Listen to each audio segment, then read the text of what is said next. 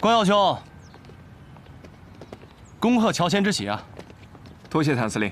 谭司令，我们光耀今天可是双喜临门呢。哦，还有什么喜事啊？说出来让我听听，我也沾沾喜气儿。那我就不瞒谭司令了，父亲要替我向穆家求亲。啊？这么突然啊？谭司令到时候记得，一定要来和我和婉清的喜酒啊！啊，好，那我先跟徐督军打个招呼。里面请。好。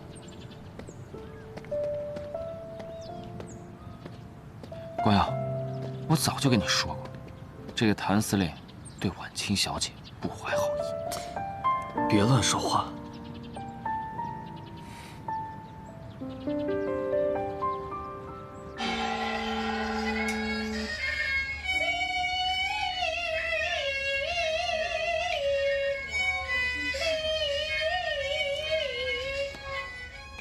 某公，早就听说你是这沪上有名的票友。哎，怎么样？一会儿和蓝老板合作一出《龙凤呈祥》如何？你听我这嗓子，今天啊就不在督军府丢丑了。蓝老板的《龙凤呈祥》可谓一绝，今天唱啊也是为了讨个好的彩头。光耀今年啊虚岁25，去年在陆军总部当了1年的参谋。如今在沪上任职，也算是独当一面了。不过这一个人过日子总不是个事情，我想啊，是该给他讨一门亲事了。俗话说得好，成家立业，男人嘛，总得有个家，做事才有底气。听督军的意思是，光耀贤侄看上我们家婉清了。婉清这孩子得体大方，又跟光耀做过秘书，两人情投意合，很是般配。是啊，婉清和光耀从小便相识，青梅竹马。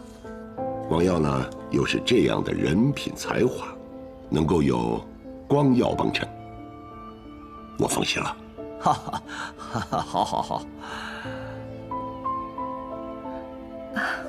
爸，我这才刚接手穆家的生意，千头万绪的，而且纱厂还在亏损，我实在无心考虑婚事。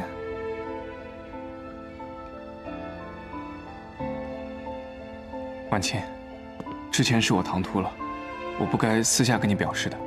父亲已经责怪过我了，我向你赔个不是。这么说，婉清，光耀已经提过这件事情了。婉清啊，这么大的事情，为什么不告诉老爸？婉清啊，他人品大家都看到眼里了，私定终身，与理不合。婉清啊，你拒绝光耀是对的，这小子他没规矩，不能让他轻易得手啊！徐伯伯，爸，我之前拒绝光耀哥呢，倒不是因为唐突。之前穆家舞会，我们把联姻的事情暂时搁置下来，是因为当时战事紧急，我们怕有损督军府的名誉。但是现在这南方的战事更紧了，如果重提婚事，只怕会遭人诟病啊。不，我倒不这么认为，我倒认为恰恰是缘分到了。如果当时那个事情成了，光耀就错过你这个真正的穆家小姐了。这是命中注定，你们俩要成就一段姻缘。这只怕有人嚼舌根，说督军府不打理军事。怎么会呢？时局不稳，徐穆两家更应该相互帮衬。穆公啊，你看这小两口真是一对璧人。是，督军啊，我就这么一个女儿，能够得到督军府的垂青，是我女儿莫大的荣幸啊。穆公你放心啊。今后婉清就是我督军府的少奶奶，凡事有督军府为她撑腰。穆公，我看择日不如撞日，不如咱们趁热打铁，订婚仪式就安排在下月初8，那是个宜婚嫁的黄道吉日。好，能够得到督军府的垂青，那也是我们家晚清的荣耀。听督军的安排。好好，来，喝茶。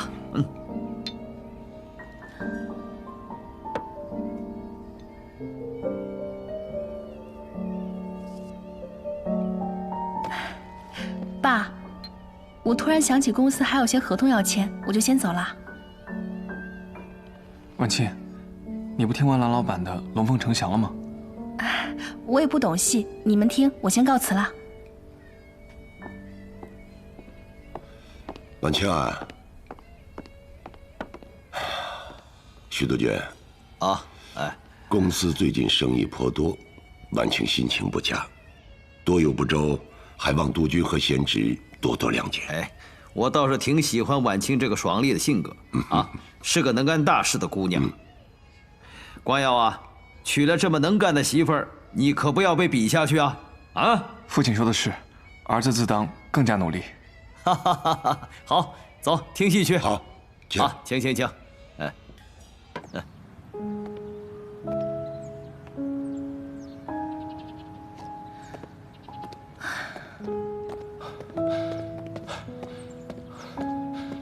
清，你都听到了吧？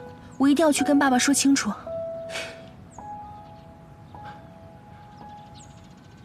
别轻举妄动，我有办法。那个小报记者叫什么来着？哪一家？就是那个刊登徐光耀和裴少军的那个照片的那个。啊，火花报。火花报是吧？派个脸生的给他送过去。这唱的是哪一出啊？快去。啊，好。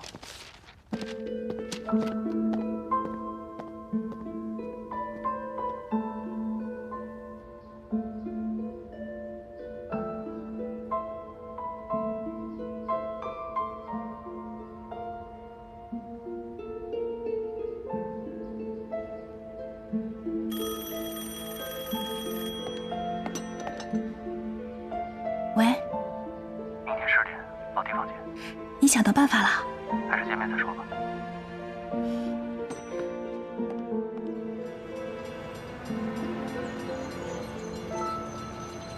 宣莲，你有什么办法了？事出紧急，我觉得现在硬顶不是办法，你要不然先答应，就当是权宜之计。婚姻大事怎么可能是权宜之计啊？是你爹和徐伯钧已经定下婚期，你这个时候硬顶，你不仅委屈你自己，你还会连累我。是你自己说要陪我一辈子，一天都不会少的。你非要看着我和徐伯钧鱼死网破你才满意是吗？我是喜欢你，但是这种喜欢要拿命去赌的话，我也得掂量掂量。你混蛋！婉清，你听我说，我知道有人在盯着我们。你知道你还是那么大劲儿，我这就过过瘾啊！而且演戏嘛，就得逼真。居然敢戏弄你男人，回头再收拾你。等我消息。啊！谭玄林，你给我记着。婉清。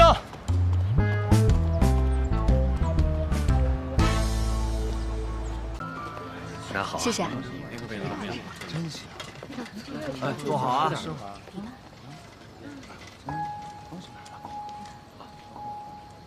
等我一下啊，我去买包烟。老板，给我一壶酒。好嘞。谢谢。来，慢用啊。老板，再来一份生煎。啊，稍等。先过去了啊。老板，下次吧。好。看你这个不行啊，来个这个。看来他是不会来了。老傅，看好他，不能让任何人靠近，更不能让人知道。好，知道。司令，这都快7点了，您忘了穆小姐还约了您一块儿吃饭呢。快走！好。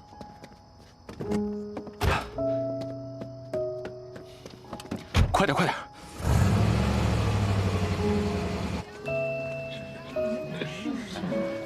有了。是吗？啊。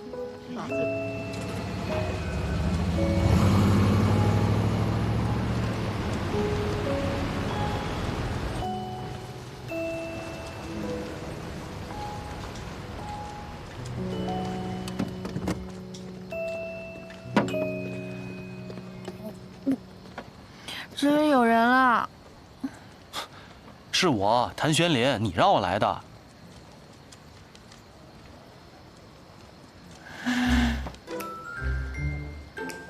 真的是你啊！我还以为你不来了。怎么会？你怎么喝这么多酒？因为我今天高兴啊！如果不是你，我妈妈和哥哥的仇都不知道什么时候才能报。谢谢你。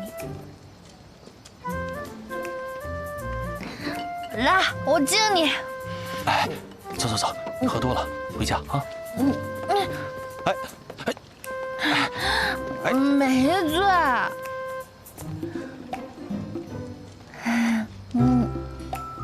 你知道我为什么带你来这儿吃饭吗？为什么？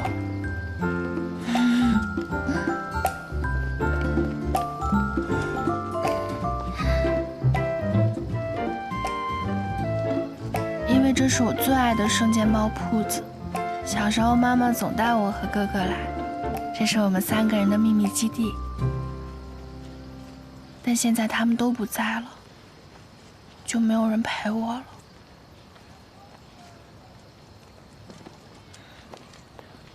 别多想，没关系，以后有我在，我陪你。你还说陪我，你都迟到了。对不起，我是有事耽搁了，以后不会了，对不起。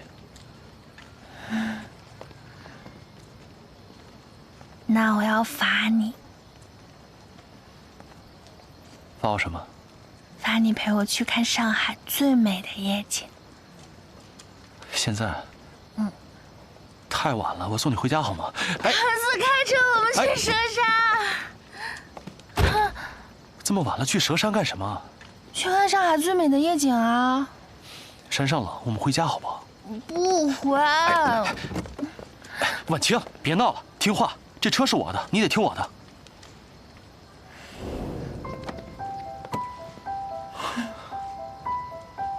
车是你的，但你是我的。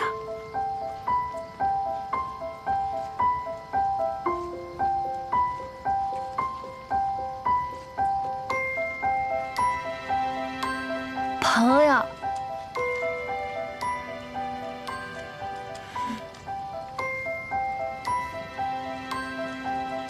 所以你必须得陪我去。什么朋友？我才不想当你朋友。那我自己走着去。哎，婉清，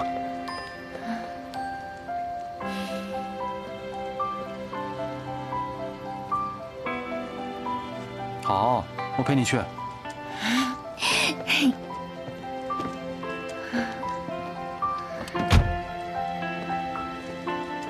谭四，开车。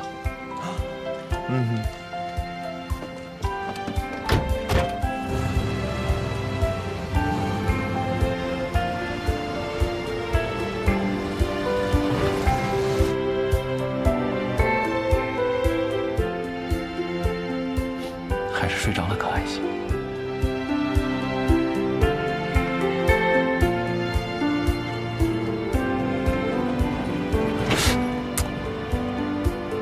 你开稳点儿，会不会开车？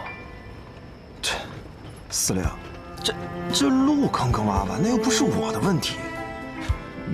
你要实在觉得汉婉清小姐磕着碰着，那你最好还是让她自己靠在椅背上。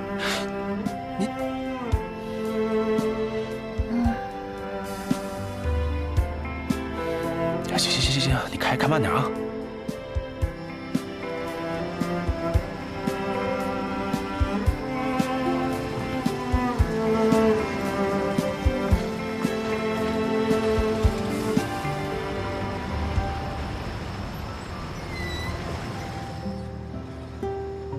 哇，司令，嘘。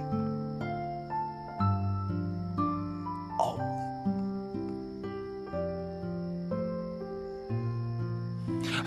婉清，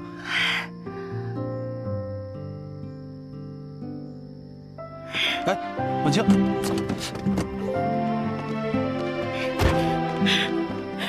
我们慢点儿。我们到了。你看上海都在这儿了。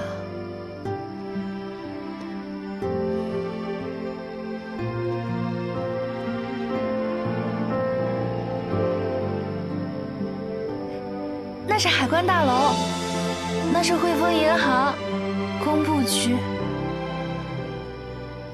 还有外白渡桥。哎，外白渡桥！哎，你小心点，别摔下去。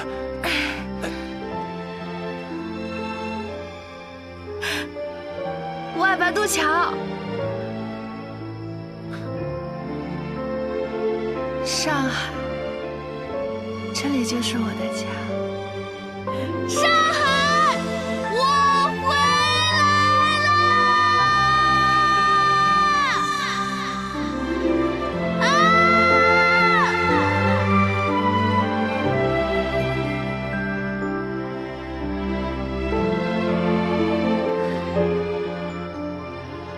妈妈，哥哥，我回来了。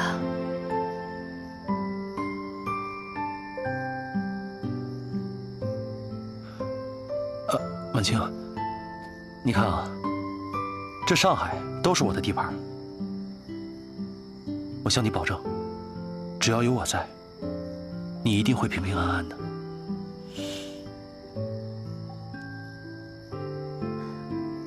谢谢你。谢我干什么？我2次喝醉酒，都是你陪着我。那，你这一次，不会又把我当成许光耀了吧？又？我什么时候把你当成许光耀了？你看你都忘记了，上次你被人下了药，喝醉的时候迷迷糊糊的都不知道。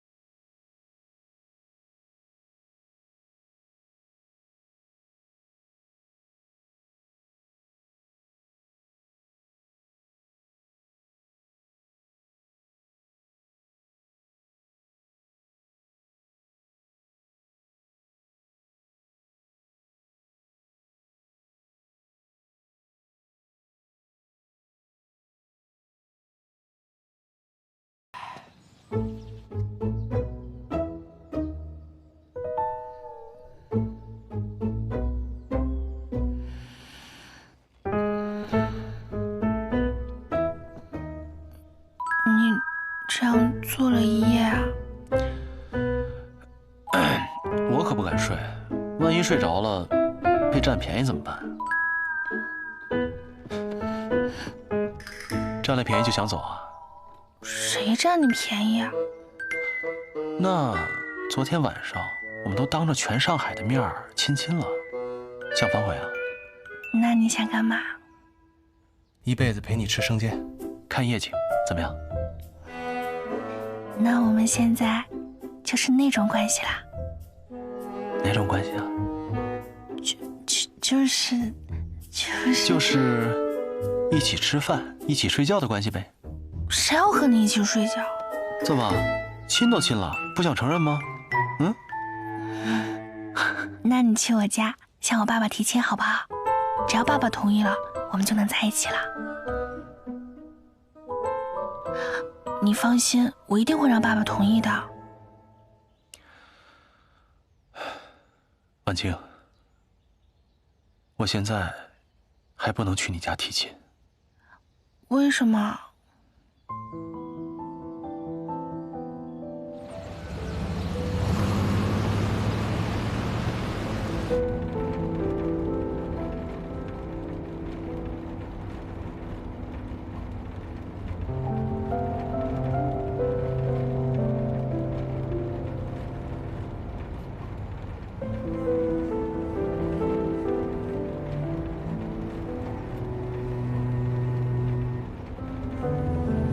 生气了？没有啊，没生气怎么不说话？我不想自作多情。谁说你自作多情了？我一个女孩子，舔着脸让你去我家求亲，你说你不去，去不了，还不告诉我为什么？那就算是合作伙伴，也应该坦诚相待啊。是，我能告诉你的时候，我一定会告诉你的。你再给我一点时间好吗？停车！哎，婉清，婉清，婉清，你先上车吧，你穿高跟鞋呢。你别管我。哎，你听我解释。那你解释一下，什么叫做该告诉我的时候？连我你都不能坦诚相待吗？我们现在已经是这种关系了。不是这个意思。那你什么意思？这个世界上还有你能相信的人吗？如果连我你都不相信，你还相信谁？哎，婉清，放开！婉清，你听我说。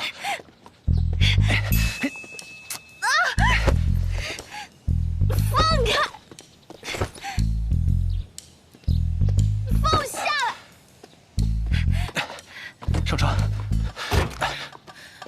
婉清，你听我解释啊。你仔细想想，我瞒的你哪件事儿？哪个不是为了你好？啊！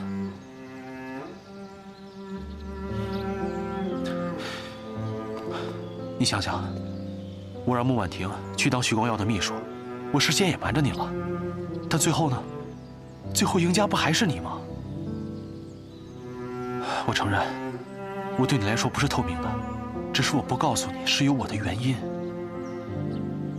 我希望你能相信我，信任我，真正的信任，不是束缚对方，而是毫无猜忌，即便在你看不到的地方，你也依然愿意相信。我现在还有很重要的事情没有处理完，所以暂时不宜去提亲。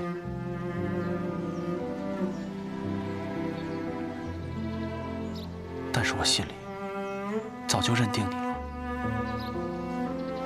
我们漂泊10年才遇到彼此，我真的很珍惜，所以能不能再给我点时间？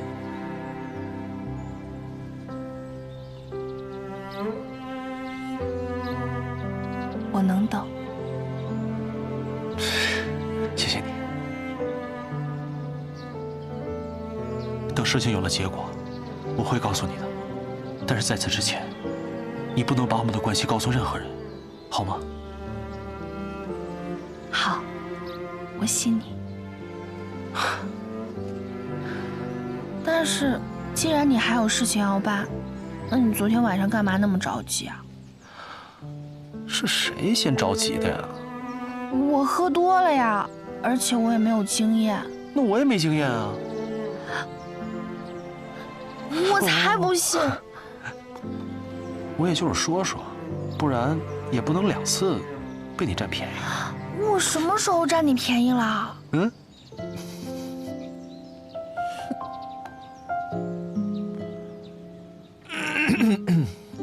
好。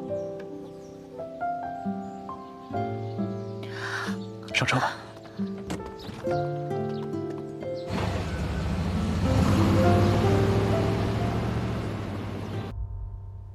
司令，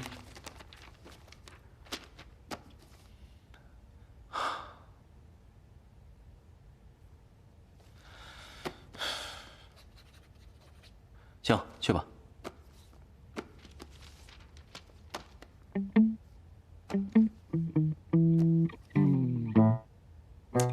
什么眼神？有屁放！司令，你跟穆小姐是真的吗？废话，当然真的。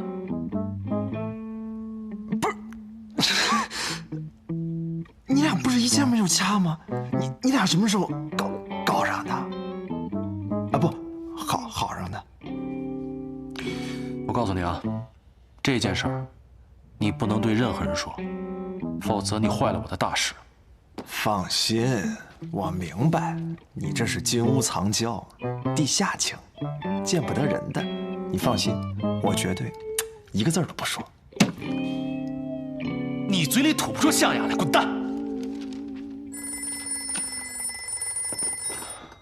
喂？什么？好，马上去，备车。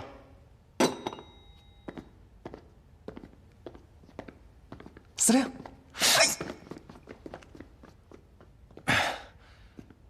你怎么来了？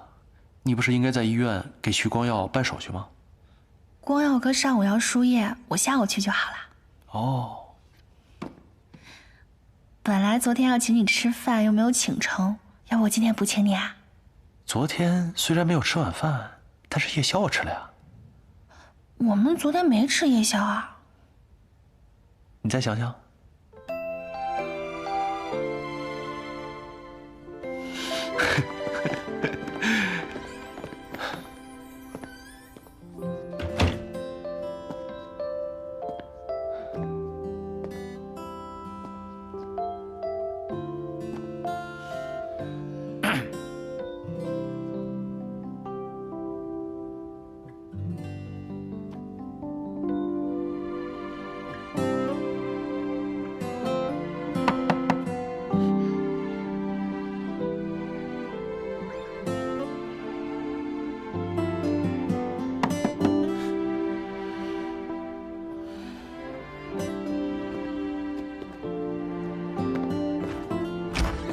下边等着吧。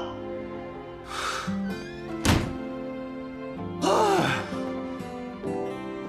婉清，我得走了，你乖乖等我，好吗？嗯。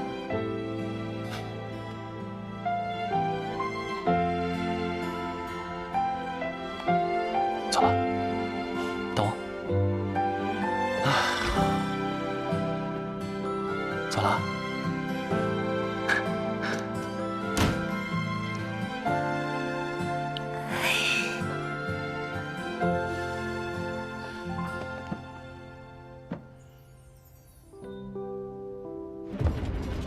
您拿好，谢谢。卖报，卖报，谢谢啊。卖报，卖报，卖报，卖报，卖报。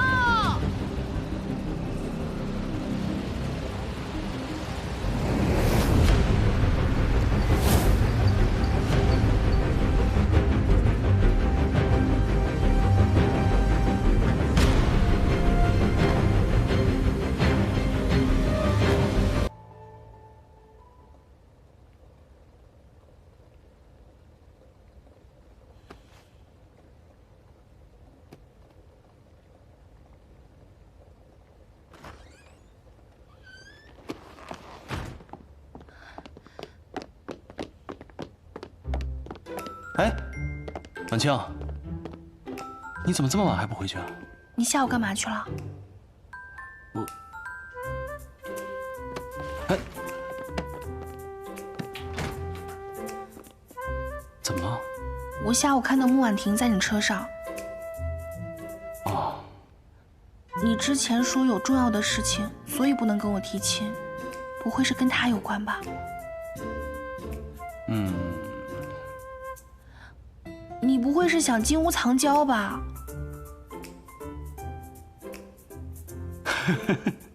你笑什么？我又不傻，我藏谁也不能藏他呀。那你还想藏谁？哎，不是，动动脑子，我都有你了，我怎么还会喜欢其他女人呢？吃什么醋啊？那我也是个女人啊，我也会吃醋的。你至少告诉我，你是不是有什么事情瞒着我？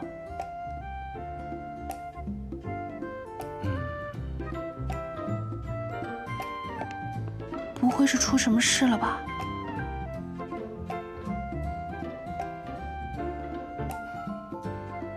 来，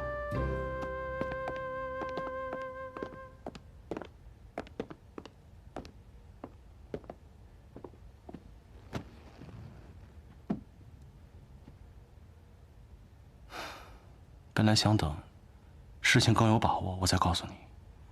但既然你看见了，我如果不说，你可能会乱想。到底怎么了？害死你哥哥的凶手另有其人。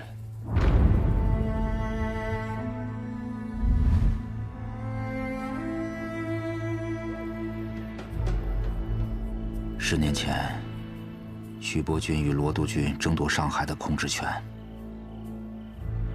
罗督军因为辎重被劫了，他想退守穆家码头运送弹药，但是穆家一直与徐伯钧交好，所以不肯借码头给他用。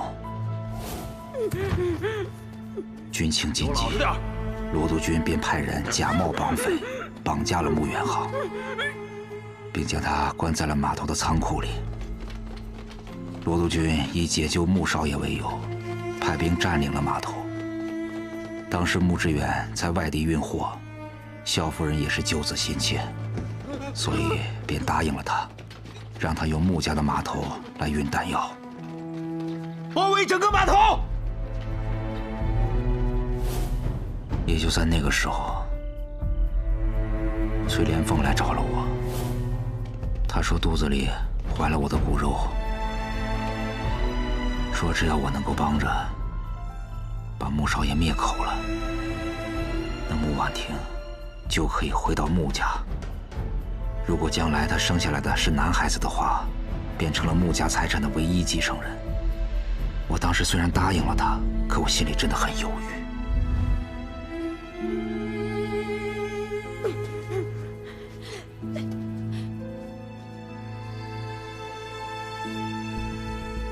谁知道，没等我下手，徐伯钧就动用火炮，开始轰炸码头了。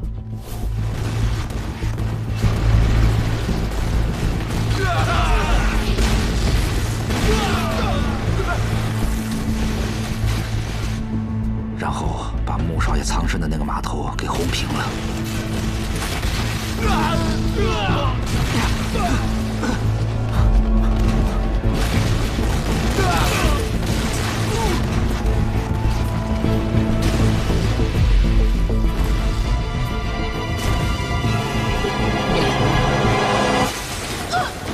穆少爷也当场身亡了。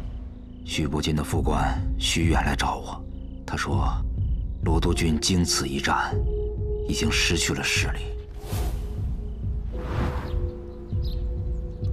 罗督军现在大势已去，只要你一口咬定穆远航的死就是他罗督军所为，我们徐督军一定会保你荣华富贵。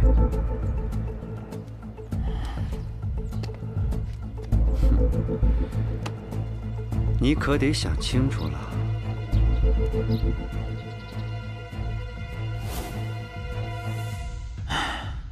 我当时昏了头，也没有别的办法，所以就答应了。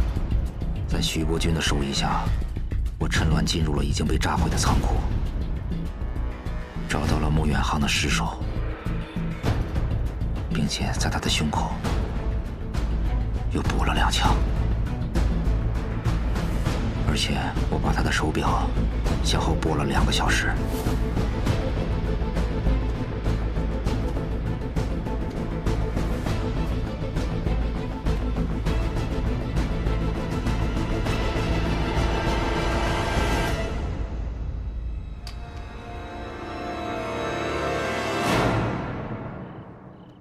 督军战败退兵，徐伯钧终于占领了上海。双方因为穆少爷的死而纠缠不清，对簿公堂。穆少爷尸体被炸得已经是面目全非了，而且当时没有什么目击证人，案子一度陷入了僵局。后来京市警察厅在穆少爷的身上发现了2处弹孔，法医鉴定死亡的时间是下午1点钟，而穆少爷的手表却是因为轰炸停在了下午3点钟。警察厅因此判断，轰炸是穆少爷死亡后2小时以后发生的。最后这件案子被判为罗督军撕票在先，徐伯钧轰炸码头在后。罗督军也因为撕票杀人而罪名得到了落实，失去了他在北京政府的所有头衔，而他的官职也都被徐伯钧给代替了。徐伯钧也知道，如果你母亲帮助罗督军运来了弹药，那胜负就变得未尝可知了。成王败寇，一念之差，所以他抓住罗督军弹尽粮绝的机会，选择了舍弃你哥哥的性命。婉清，我这儿虽然还有一个证物，但是我们今天不看了。看，关于我哥哥的证我都要看。你们看到的这段影像是一个外国记者在仓库对面拍黄浦江的时候留下的，他刚好记录了徐伯钧轰炸仓库时的情景。当时我怕节外生枝，所以就出钱把这段胶卷买了下来，这也让我无意之中保存了一份重要的证据。穆远航死亡的时间是下午1点钟，而他的手表却停摆在3点钟，是被我调后了2小时。法院也正是基于这一点，所以判定穆远航是在徐伯钧轰炸之前就被人撕票杀害了。但是现在这段胶卷刚好记录下了徐伯钧轰炸仓库的时候，日本的旅游船山东丸号正好赶上进港。我也调查过了，这个山东丸号它是固定从青岛到上海的航线，10多年从来没有变过，基本上都是下午1点钟左右到达上海。这也可以充分证明穆远航死亡的时间，徐伯钧他正在轰炸仓库。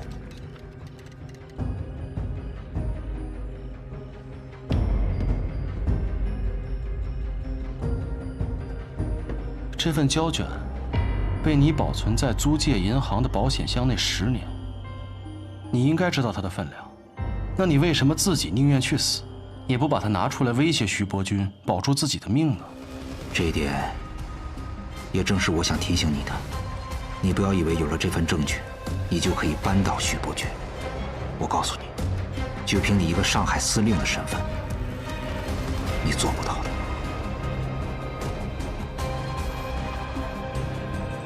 那如果我说我能做到，你敢不敢站出来指证徐伯钧？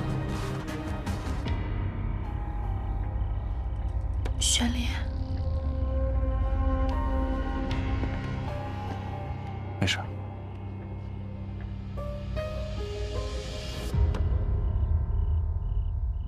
犹豫什么呢？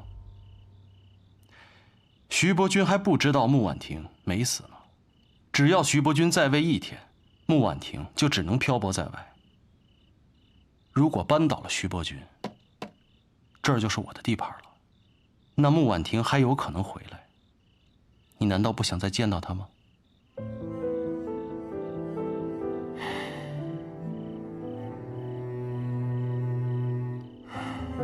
好，我可以答应你。反正我已经是死过1次的人了，我出庭作证。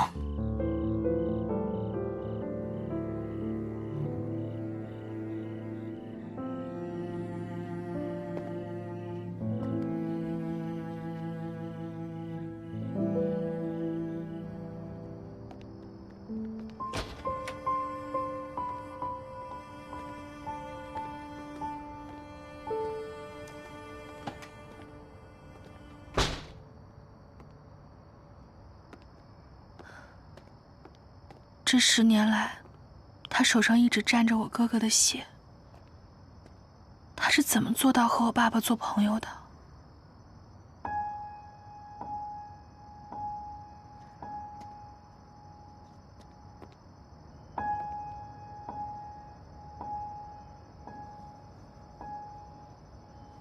婉清，在徐伯君眼里，所有人都是可以被利用的棋子。他跟你爸爸交好，只不过是贪图穆家的财力。他就是个畜生。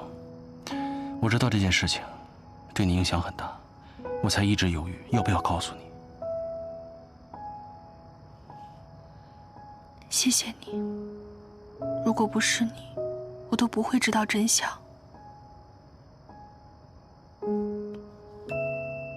傻瓜，我不仅要让你知道真相，我还会替你讨回公道。可他是徐伯君啊，你这是鸡蛋碰石头。我哪一场仗不是险中求胜？这一次谁输谁赢还不一定呢吧？可如果你真的这么有把握，你为什么不告诉他我们的关系？我是怕徐伯君起疑心。你更怕万一敌不过徐伯君，会牵连到我，会牵连到穆家。如果赢了，你就正式向我家提亲；如果输了，你就一个人承担，让我全身而退。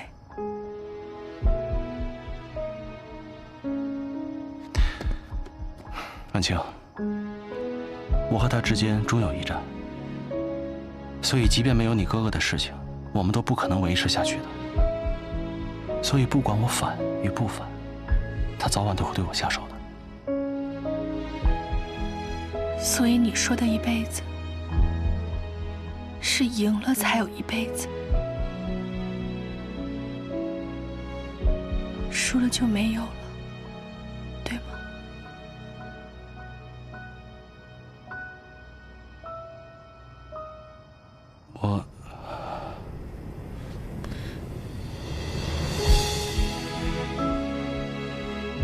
如果这输赢要拿你的命去换，我宁愿不要。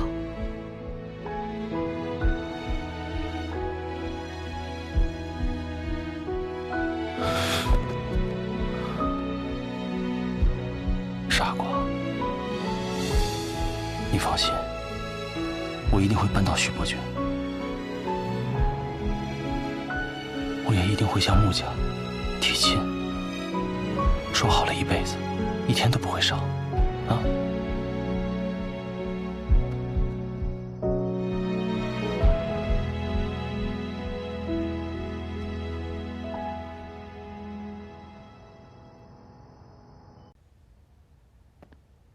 婉清，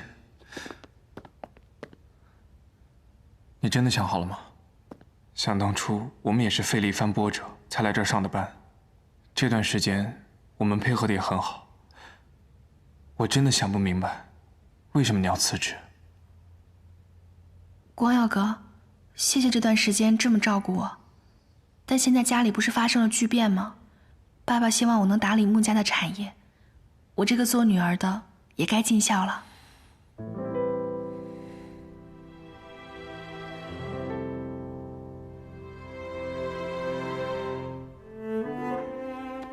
婉清，我怎么觉得这2天你对我的态度好像不太一样？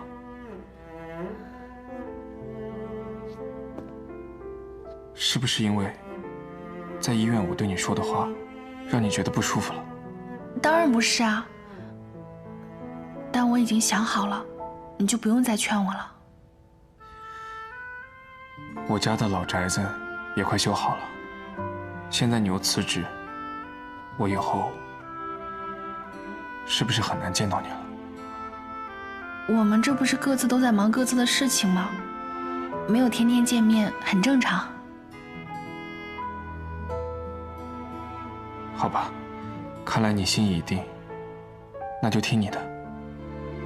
只是以后碰到事情，可千万不要忘记我这个哥哥，好吗？好，那我先走了，爸爸还在等我。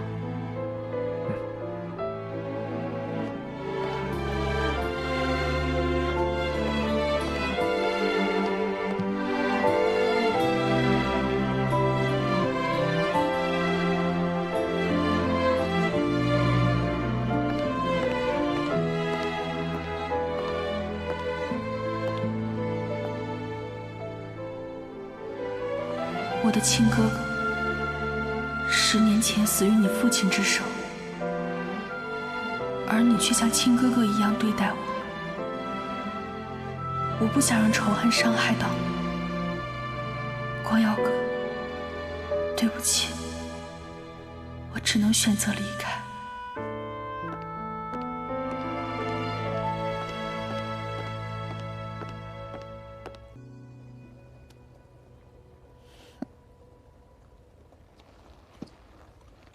你知道这个事情，你不告诉我？我是知道啊。用山下会长的话说，我还是大股东呢。听说这洋沙销路特别好，我能大赚一笔。你从来都是不按常理出牌的人，你又在搞什么名堂？我这是为了帮你啊。正所谓不入虎穴，焉得虎子；知己知彼，百战百胜。你要相信我，我这可是身在曹营，心在汉。那以后关系到我穆家的事情，你能不能和我商量一下？你不会生我气了吧？那你准备怎么对付山下纯一啊？你听，这会儿他正在骂我呢。他那个人诡计多端，知道你使坏，肯定还背有一手，你要小心一点啊。放心吧，我的穆大小姐，来，放心吧，我心里有数。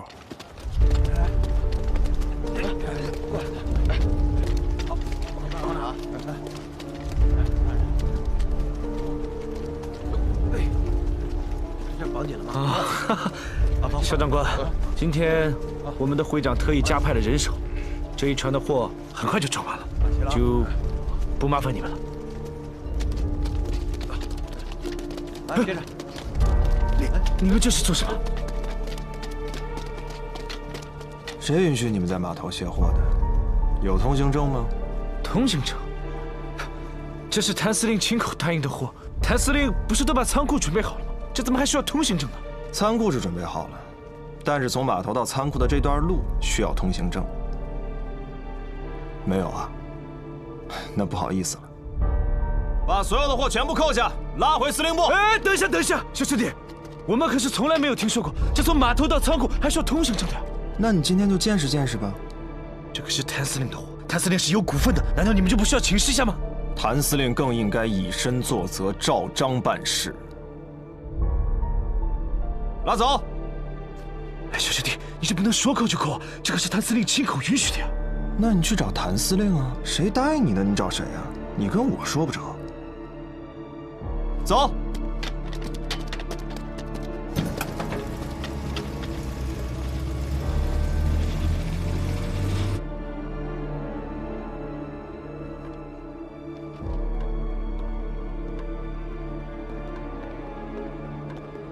司令，山下先生到了。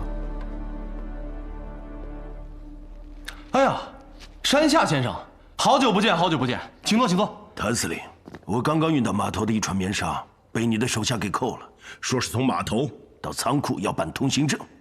我之前怎么从来没有听过有这个说法？山下先生，实在不好意思，这个我之前没跟您说，现在办也来得及的。怎么个办法？简单，这个一车一证。1证5000大洋。谭司令，你不是在跟我开玩笑吧？你看我像开玩笑的样子吗？你的吃相，未免是不是有些太难看了？哎呀，山下先生，之前说过的，我只要让你们把货运到上海，就给我钱啊。没错，我是说过，但是首先你得让我赚钱。如果我赔了钱，我怎么给你分红？你这收我5000块，你作为股东，怎么会分到钱呢？山下先生，我这么跟你说吧，我呢就是一马匪出身，不懂经商的，我就是想赚快钱。你说我就是怕你啊，这会出现问题，所以我才想了这么个办法。我是觉得，你们每运一船棉纱，就把该给我的钱给我，之后不管你们卖不卖得出去，就跟我没什么关系了。我赚的是旱涝保收的钱啊。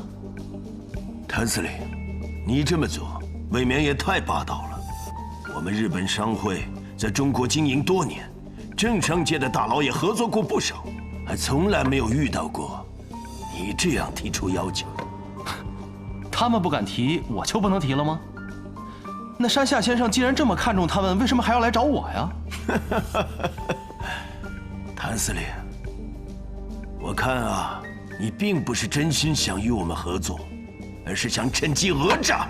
哎呀，山下先生，我收你的钱是有道理的。你想想啊，你们的船每天都要停靠在这16铺码头，那这棉纱装货卸货，那灰尘满天，弄得我这个码头都是乌烟瘴气的。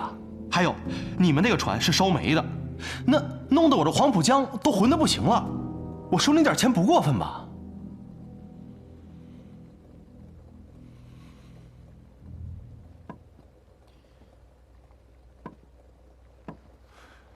这样，我们各退一步。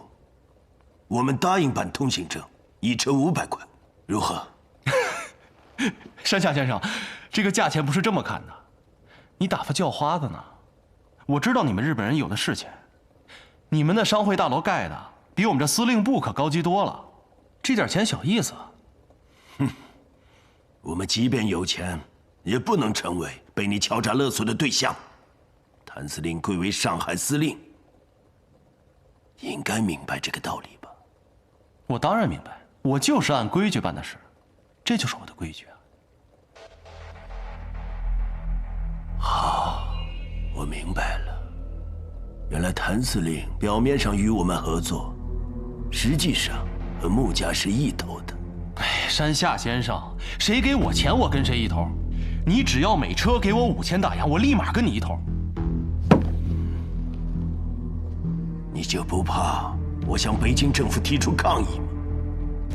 去吧，反正他们也不管我，我也没办法呀。要是我不出这笔钱呢？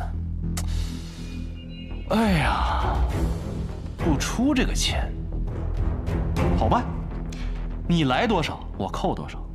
我部队人多，需要用到棉纱的地方也多的是。再不行，我还可以卖出去，换点军饷，里外都不吃亏呀。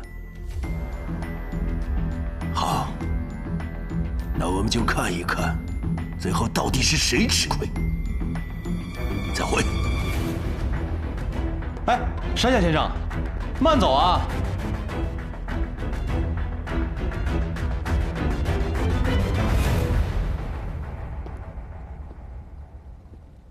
司令，我看您把山下先生气得够呛。哼，我这是给他留着面子呢。这要是闹得太大，不太好收场，不然我今天能给他气死在这儿。要说气人的功夫，那您是1等1的。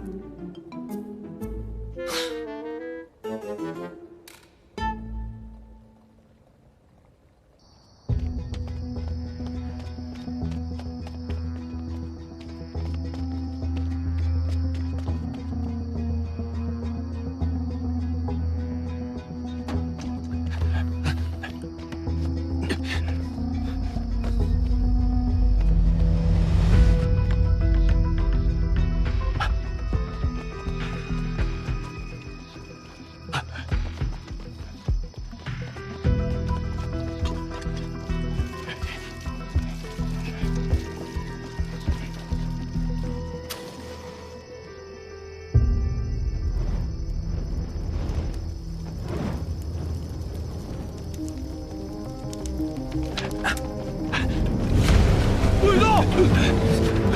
抓住他，抓起来！放我们走！否则我就开枪了！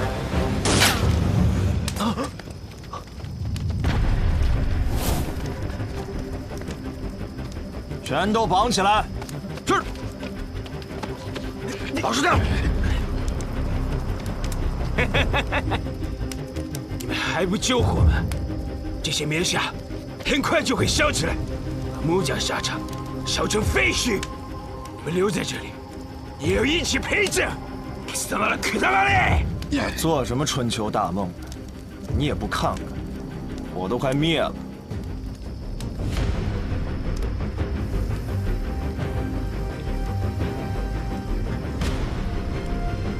我有骨头的，阿丽丽。司令知道你们憋着坏，就等着你们来呢。带走，走。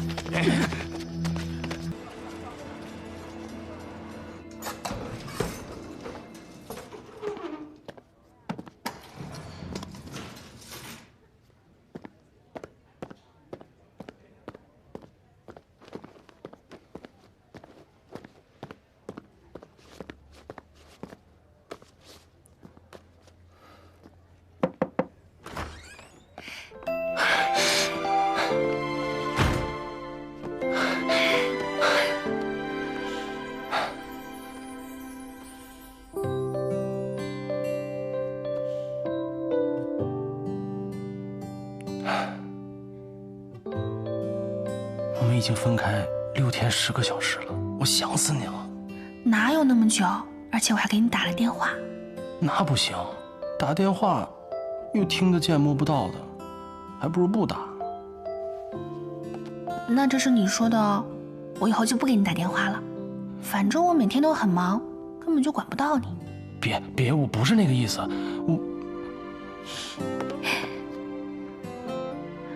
我开玩笑的，我巴不得天天都见到你。但是就像你说的呀，我们现在在紧要关头，为了扳倒徐伯钧，我们必须要忍耐。是啊，我真希望这一天能赶紧到来，这样我就可以光明正大的把你娶进门，不用这么偷偷摸摸的了。你今天为什么会来这里见我啊？哦，我是要去工部局，你们华商总会离这儿也不远，而且这里是租界，所以徐伯钧的眼线根本进不来。去工部局？民团出什么事了？啊，没有，我去找费安顿，让他给我介绍几个西药厂商，去买点西药。买西药？你明明知道我爸爸就是卖西药的，为什么不找我？没有，就是看你最近太忙了，不想麻烦你。你麻烦我不是应该的吗？是。你是不是有什么事情瞒着我？没有啊，没有。那你告诉我你要买什么药？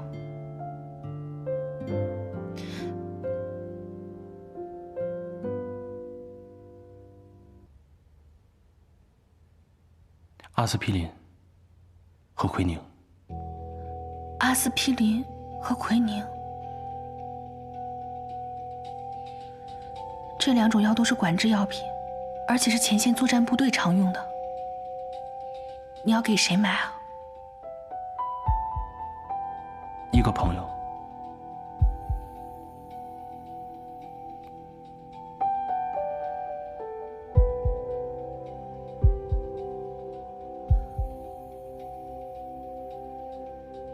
南边的朋友。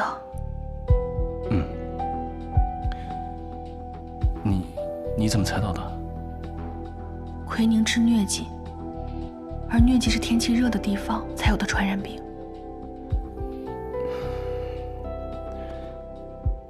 婉清，我不瞒你了，我卖这些药品是为了给我一个故人的。他虽然在为南边做事，但他曾有恩于我，我必须报答他。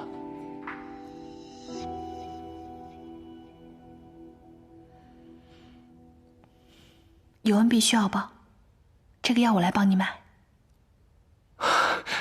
好。好了，那公司还有很多事情，我就先走了。哎，别啊，这么快就走了？我还没报够呢。我们刚才不是才报过吗？你现在又不在司令部上班，我又见不到你，你也不管我。那我怎么样才算管你呢？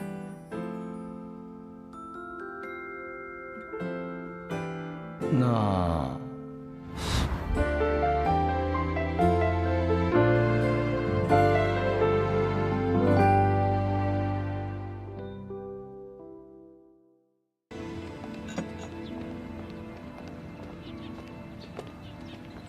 光耀兄，恭贺乔迁之喜啊！多谢谭司令。谭司令，我们光耀今天可是双喜临门呢。哦，还有什么喜事啊？说出来让我听听，我也沾沾喜气儿。那我就不瞒谭司令了，父亲要替我向穆家求亲。啊？这么突然啊？谭司令到时候记得，一定要来和我和婉清的喜酒啊！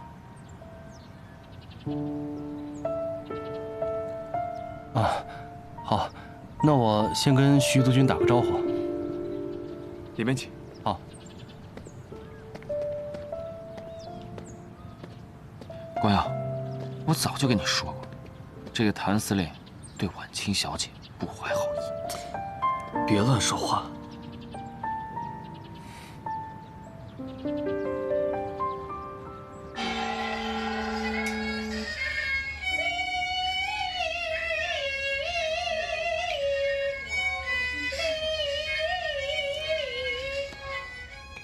某公，早就听说你是这沪上有名的票友。哎，怎么样？一会儿和蓝老板合作一出《龙凤呈祥》如何？你听我这嗓子，今天啊就不在督军府丢丑了。蓝老板的《龙凤呈祥》可谓一绝，今天唱啊也是为了讨个好的彩头。光耀今年啊虚岁25，去年在陆军总部当了1年的参谋。如今在沪上任职，也算是独当一面了。不过这一个人过日子总不是个事情，我想啊，是该给他讨一门亲事了。俗话说得好，成家立业，男人嘛，总得有个家，做事才有底气。听督军的意思是，光耀贤侄看上我们家婉清了。哈哈哈哈哈！婉清这孩子得体大方，又跟光耀做过秘书，两人情投意合，很是般配。哈哈哈哈！是啊，婉清和光耀从小便相识，青梅竹马。光耀呢，又是这样的人品才华，能够有光耀帮衬，我放心了。哈哈，好好好。爸，我这才刚接手穆家的生意，千头万绪的，而且沙场还在亏损，我实在无心考虑婚事。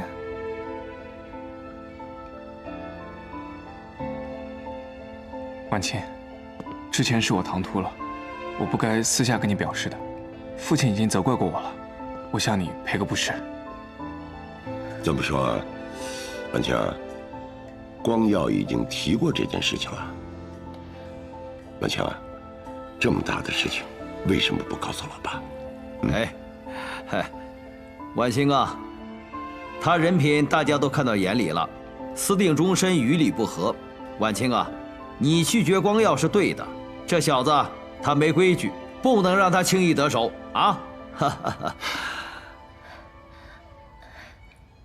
徐伯伯，爸，我之前拒绝光耀哥呢，倒不是因为唐突。之前穆家舞会，我们把联姻的事情暂时搁置下来，是因为当时战事紧急，我们怕有损督军府的名誉。但是现在这南方的战事更紧了，如果重提婚事，只怕会遭人诟病啊。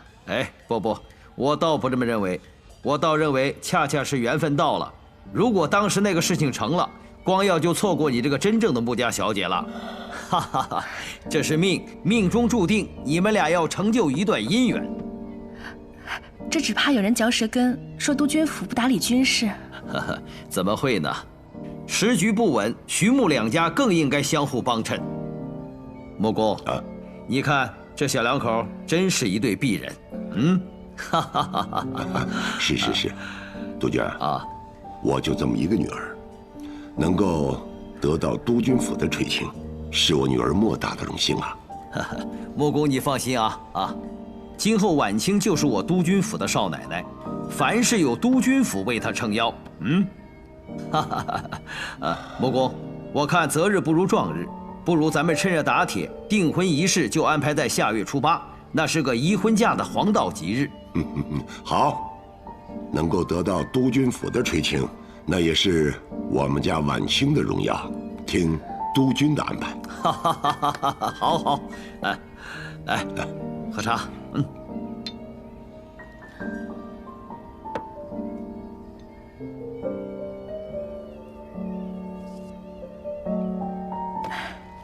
爸，我突然想起公司还有些合同要签，我就先走了。婉清，你不听完郎老板的《龙凤呈祥》了吗？我也不懂戏，你们听，我先告辞了。婉清啊，徐督军啊，公司最近生意颇多，婉清心情不佳，多有不周，还望督军和贤侄多多谅解。我倒是挺喜欢婉清这个爽利的性格是个能干大事的姑娘。光耀啊，娶了这么能干的媳妇儿，你可不要被比下去啊！父亲说的是，儿子自当更加努力。好，走，听戏去。好，请。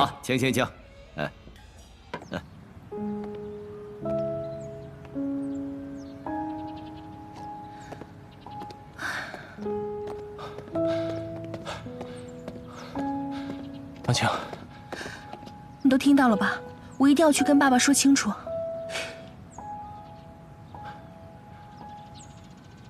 别轻举妄动，我有办法。那个小报记者叫什么来着？哪一家？就是那个刊登徐光耀和裴少军的那个照片的那个。火花报。火花报是吧？派个脸生的给他送过去。这唱的是哪一出啊？快去。好。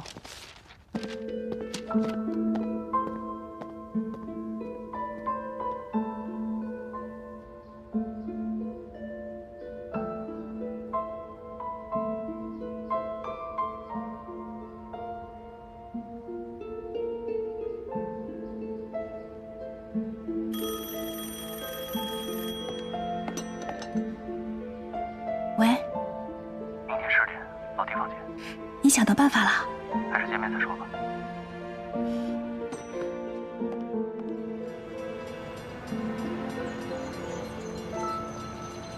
宣莲，你有什么办法了？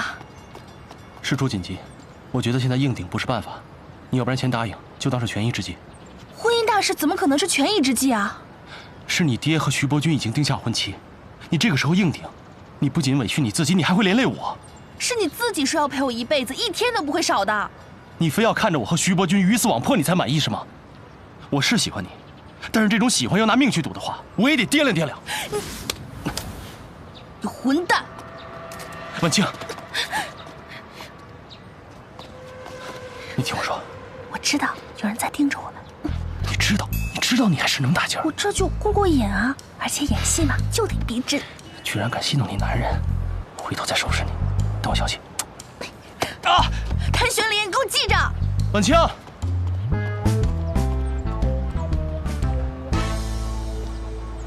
火花报重磅消息：穆家小姐穆婉清即将成为督军府少奶奶，却与上海司令谭玄林关系暧昧。卖报！司令，你看，火花报的照片登出来了。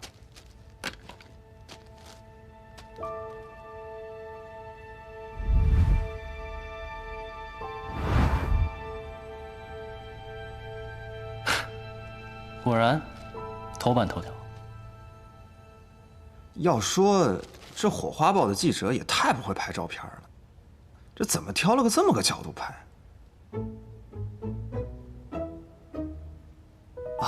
当然，司令是360度无死角，这样，你呀，去把各大报社的记者叫过来，我要开一个新闻发布会。好。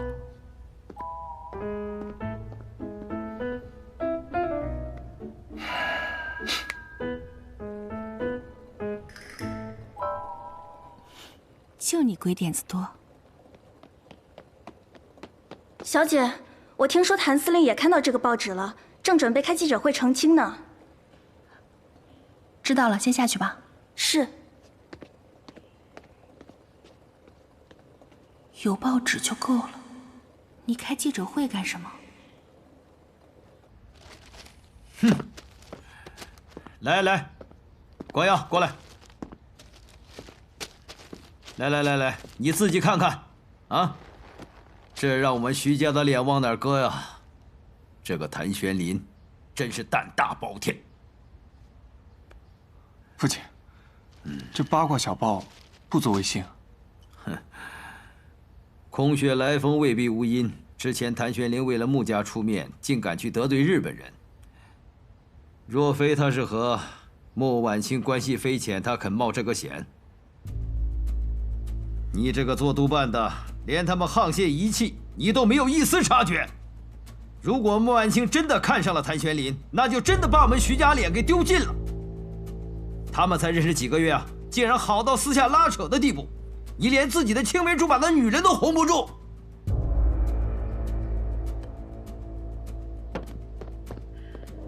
督军，少帅，刚得到消息，谭玄林准备在司令部召开记者招待会，澄清火花报的不实报道。父亲，谭玄林如此大张旗鼓的澄清，说明这确实是谣言啊！哼，谭玄林诡计多端，恐怕没那么简单。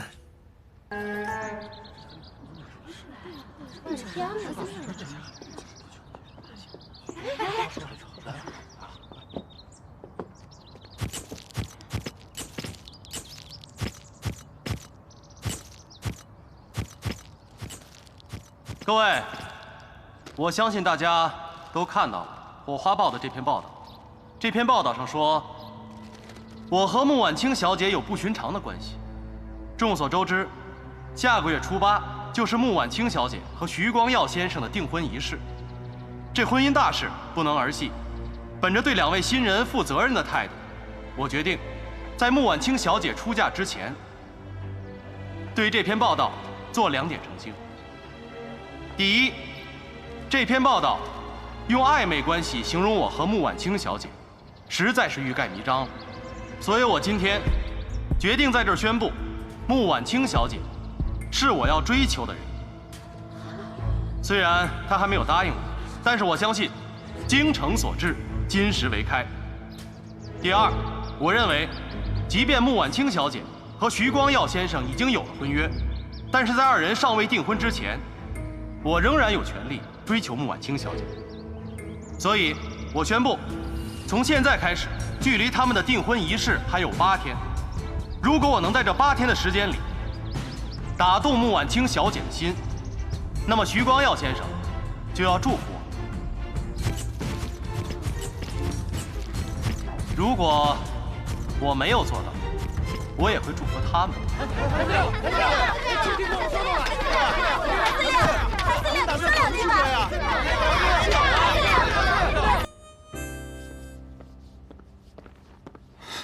谭玄林怎么说的？不管他怎么说，我们徐家的声誉受到了极大的损害。父亲，我们不能听风就是雨，这样就让那些嚼舌根的人看笑话了。快说，他怎么澄清的？谭玄林没有澄清，而是公开追求穆小姐。他还说了，在订婚前的8天内，如果他能打动穆小姐的芳心，就请少帅把穆小姐让给他。你听到了吧？我早就说过了，空穴来风未必无因，他们早就暗中私通，只有你一个人蒙在鼓里。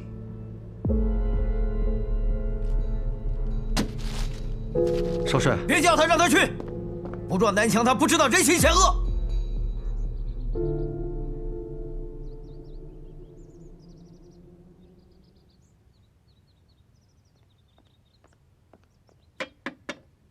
请进。穆小姐，门外有人想见您，好像是电影明星顾月霜，请她进来。好，请。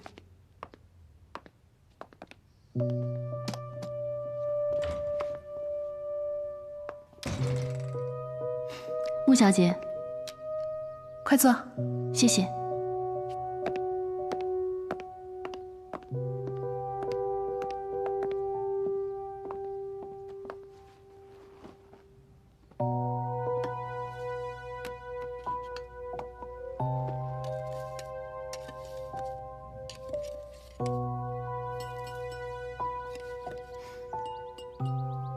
我今天不拍戏，到附近逛逛，路过楼下，上来讨杯茶喝。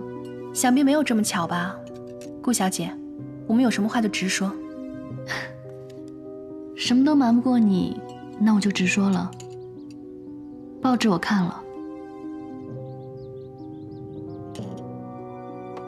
在小叔叔身边那么多年，他一心都扑在军务上，我从来没有见他因为这种事情闹得满城风雨。而且我也想不通，以他现在的处境，公然去抢徐光耀的未婚妻，对他有什么好处？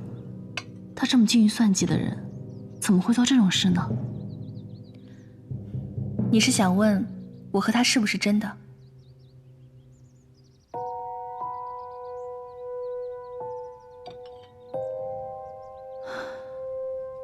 他这个人呢，打仗精明，但其实对女人没有什么经验。所以穆小姐，我想问你，你该不会是因为不愿意嫁给徐光耀，所以拿我小叔叔当幌子吧？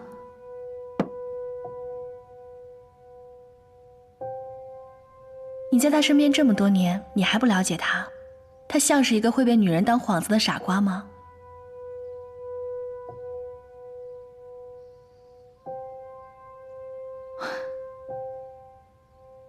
他是我的亲人，也是恩人。我只是觉得这件事情办得那么高调，不像他一贯的性格。来我这儿讨茶喝，也不像是顾小姐的性格啊。顾小姐，有时候关心则乱。所以你的意思是，他为了你可以不顾一切，是吗？为了他，我也可以。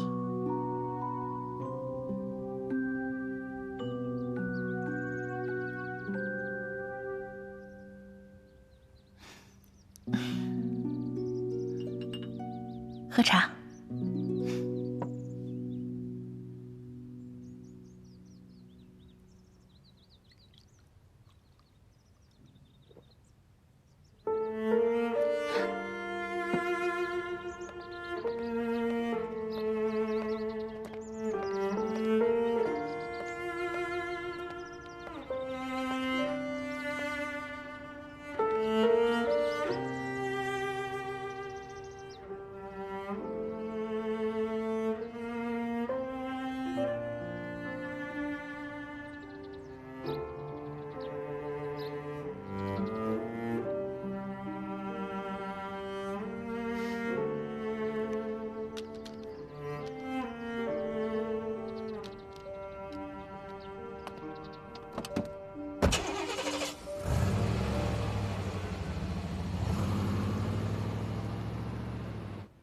许督办，许督办，哎，关耀兄，你怎么来了？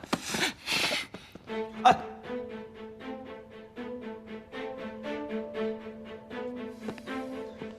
你凭什么这么对我？我对你一直坦诚相待，你凭什么用这种下流的手段对我？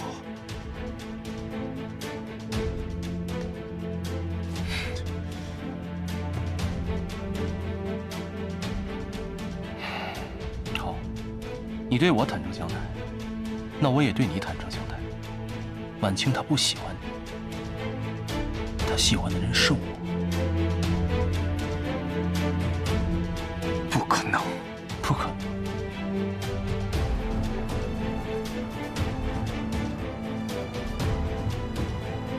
看见这个了吗？你跟晚清在办公室朝夕相对，你应该记得他脖子上戴的这个平安符。这是在法源寺求的，他求了2个。你凭什么？我和他这么多年的感情，为了他，连命都不要。你凭什么？凭我懂他。是，你是天之骄子，众星拱月，但是你不懂他这10年来受的委屈，你更不懂他在穆家的处境。当初他被穆婉婷设计，差点被崔杰那个流氓侵犯的时候，你想到的是什么？你想到的只是把他带在身边，当你的私人秘书。你有没有想过，晚清是无辜，他为什么要退让？为什么要妥协？而我要为他做什么？我愿意为他扳倒所有伤害他的人。你说我凭什么？原来你早就对他……对，我早就对他动心思了。他这辈子只能是老子的女人，你放手吧。我和他是父母之命，媒妁之言。你以为区一个平安符，穆公会承认你这个女婿吗？可是他不爱你啊。他会爱上我的，只要我和他成亲以后，我足够对他好，他会爱上我的。你不是这种人。是，从小到大我都温和谦让，但是这一次，我不打算让了。我追求我喜欢的幸福有错吗？你凭什么认为我给不了他幸福？你能给的，我都能给；你给不了的，我也能给。我凭什么要让？凭什么？就凭他不可能爱你。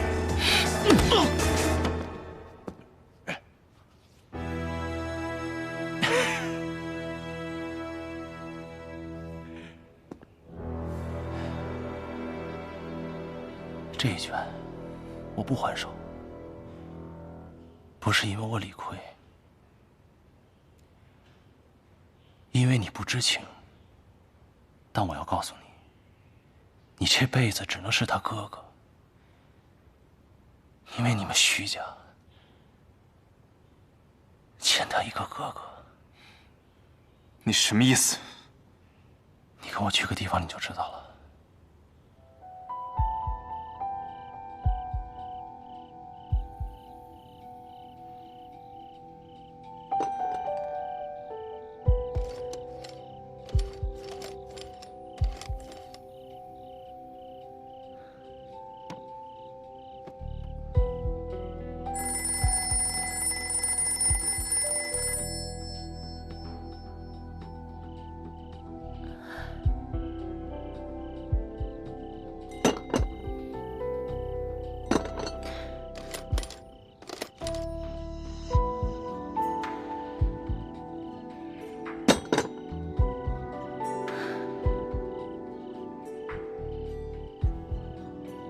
穆远航死亡的时间，就是徐伯钧轰炸的时间。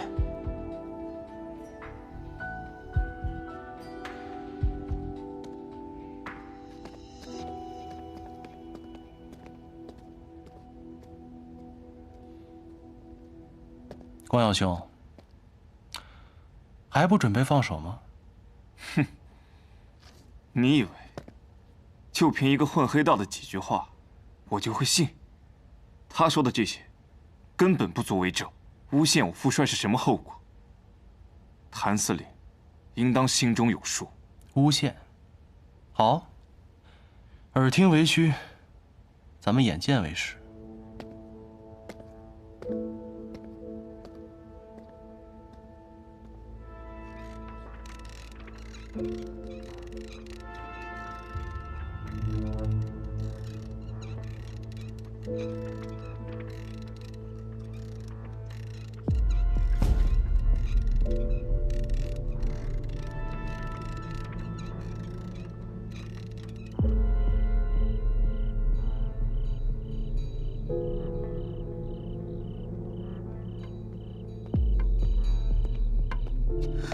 爸。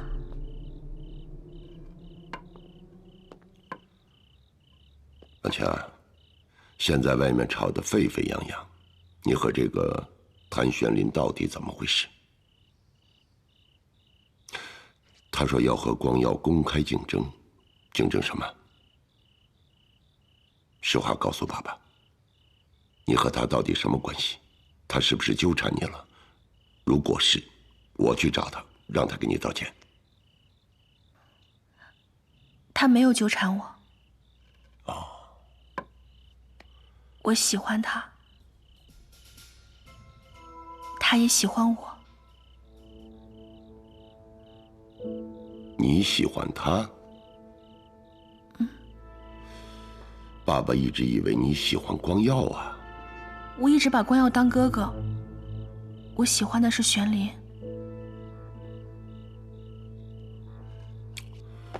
爸。万强，这么大的事情，你为什么不告诉我？你和光耀马上就要订婚了，你这不让我骑虎难下吗？督军府颜面不保，我们穆家的声誉也不保啊。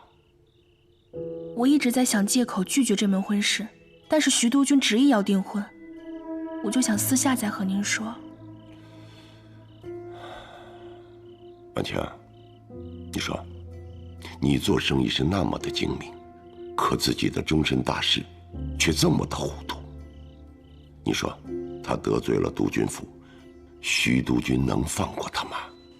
所以谭玄林才马上召开记者会啊，他就是想保护我，想保护穆家。倒是一个有情有义的人。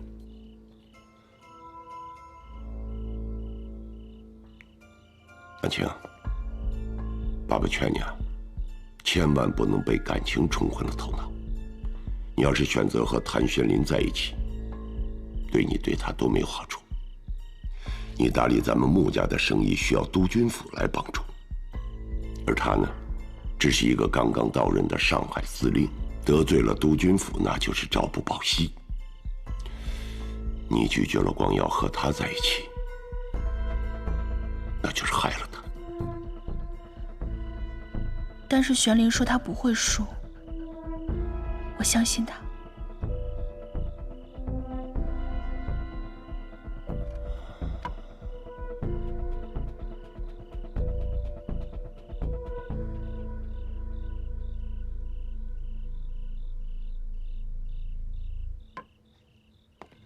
爸。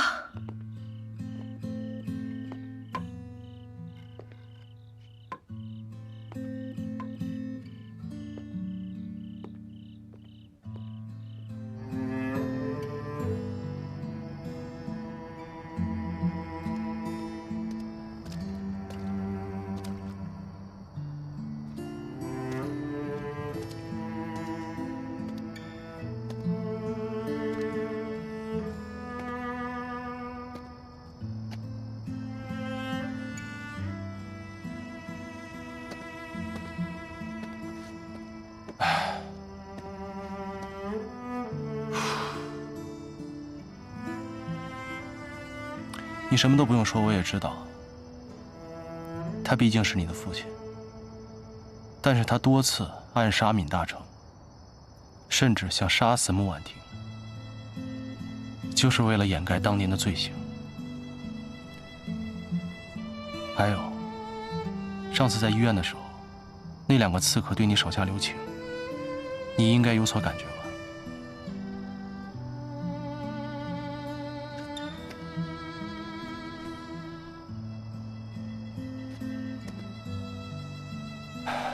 令尊是什么样的人，我想你心里应该很清楚。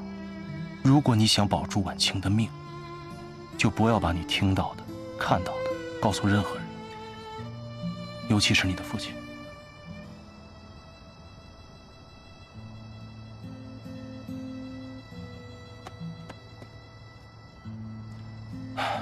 谭司令，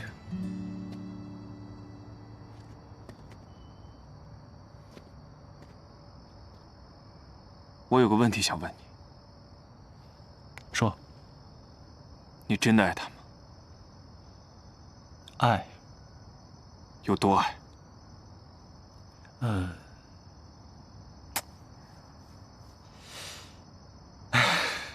嗨，老子天不怕地不怕一辈子了，但遇见他，我知道什么叫怕了。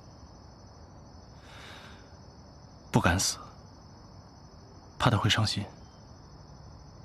更不敢输，怕给不了他幸福。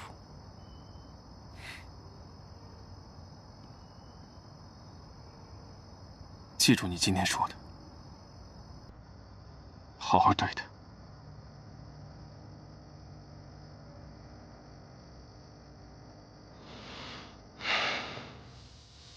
光耀兄，放心，我愿意为他挡住所有的黑暗，更愿意为他在黑暗中找到最后一丝光明。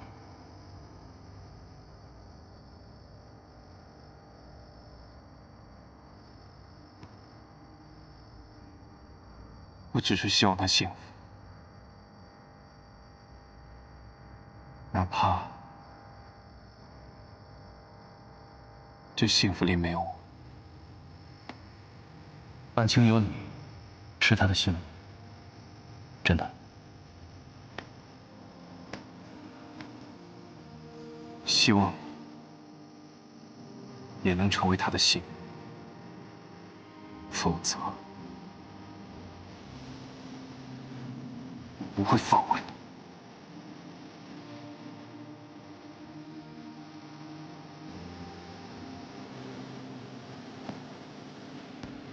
我该走了。我想跟他告别。好。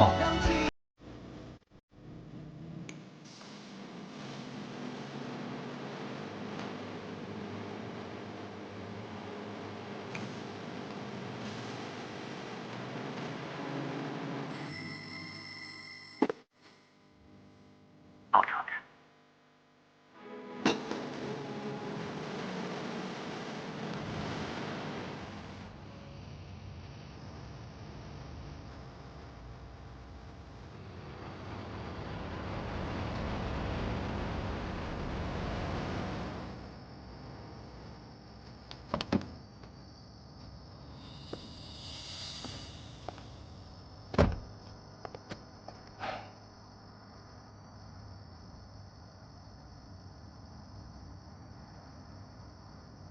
去吧。